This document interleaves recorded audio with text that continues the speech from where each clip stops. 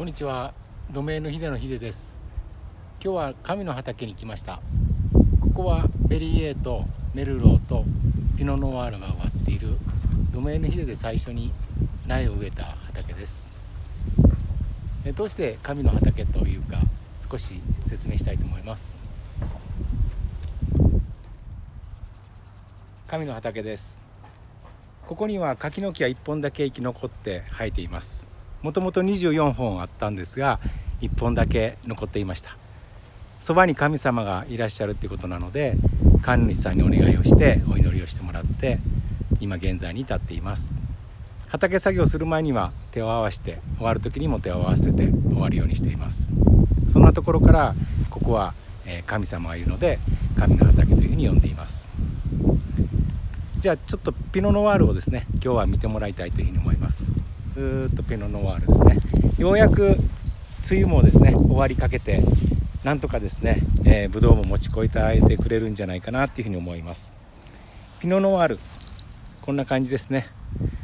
可愛いですね。小さくて小粒です。少しベレゾンがですね、着ているようなピノノワールの粒もあります。これから、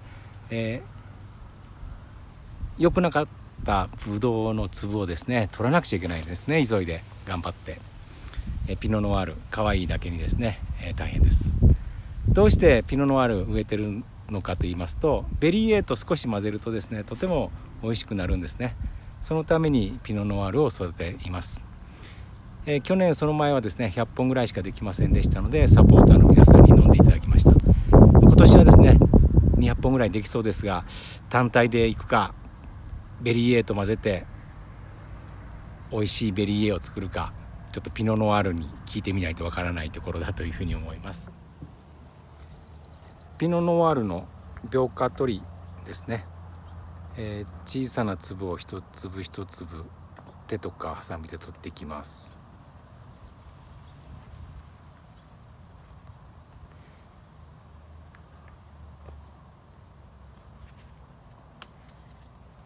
地道な作業ですね。ここは有機栽培の畑です。ボルドー液ですね。白く見えたのは石灰ですね。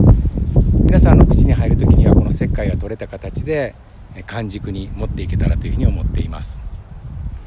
有機栽培ですので除草剤はもちろん化学農薬、殺虫剤ですね一切使わない畑ですので、病気がちょこちょこ来ます。それとですね、戦いながらといいますか共生しながらですね。そして樹齢が、7年目のですね、メルロ結構きれいに育っています。そしてベリー A ですねがある畑です。